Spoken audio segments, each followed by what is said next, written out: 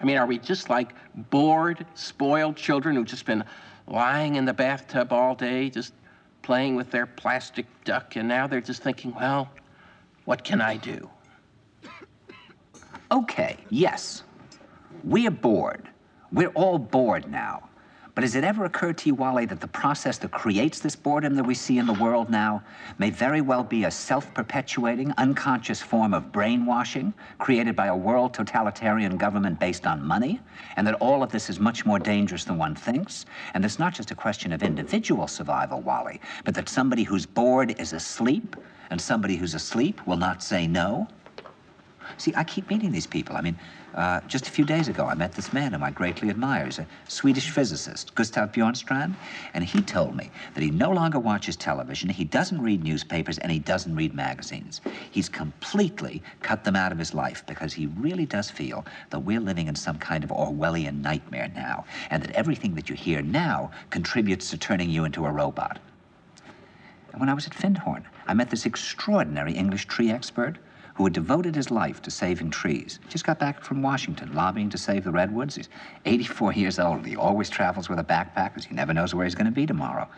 And when I met him at Findhorn, he said to me, "Where are you from?" And I said, "New York." He said, "Ah, New York, yes, that's a very interesting place. Do you know a lot of New Yorkers who keep talking about the fact that they want to leave but never do?" And I said, "Oh, yes." And he said, "Why do you think they don't leave?" I gave him different banal theories. He said, "Oh, I don't think it's that way at all."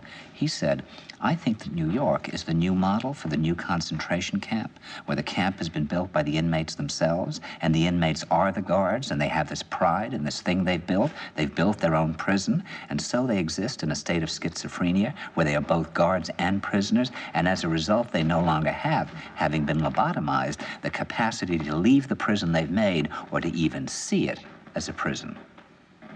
And then he went into his pocket and he took out a seed for a tree and he said, "This is a pine tree." He put it in my hand and he said, "Escape before it's too late."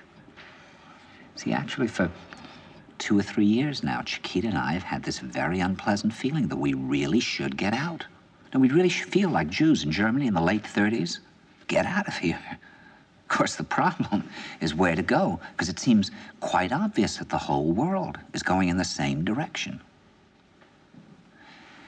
See, I think it's quite possible that the 1960s represented the last burst of the human being before he was extinguished, and that this is the beginning of the rest of the future now, and that from now on there'll simply be all these robots walking around, feeling nothing, thinking nothing, and there'll be nobody left almost to remind them that there once was a species called a human being, with feelings and thoughts, and that history and memory are right now being erased, and soon nobody will really remember that life existed on the planet. Now, of course, Bjornstrand feels that there's really almost no hope, and that we're probably going back to a very savage, lawless, terrifying period. Findhorn people see it a little differently. They're feeling that there'll be these pockets of light springing up in different parts of the world, and that these will be, in a way, invisible planets on this planet.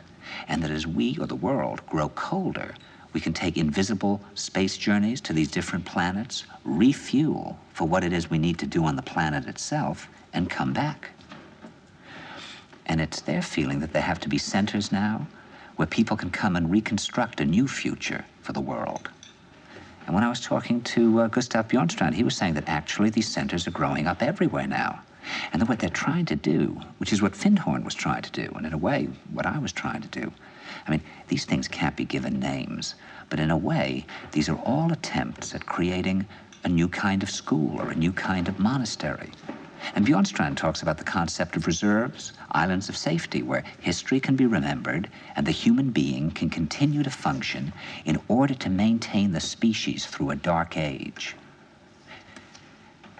In other words, we're talking about an underground, which did exist in a different way during the Dark Ages among the mystical orders of the Church.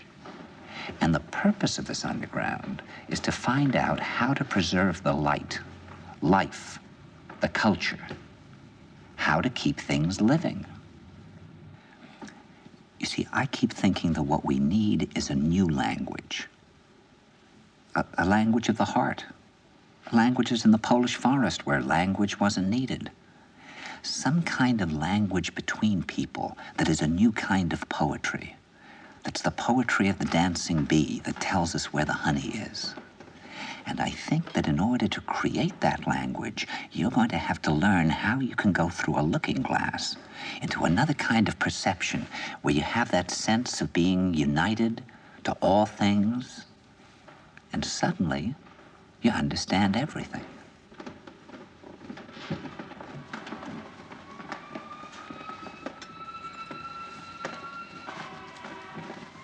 Are you ready for some dessert?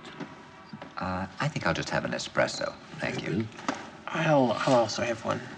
Thank you. And could I also have an amaretto? Certainly, sir. Thank you.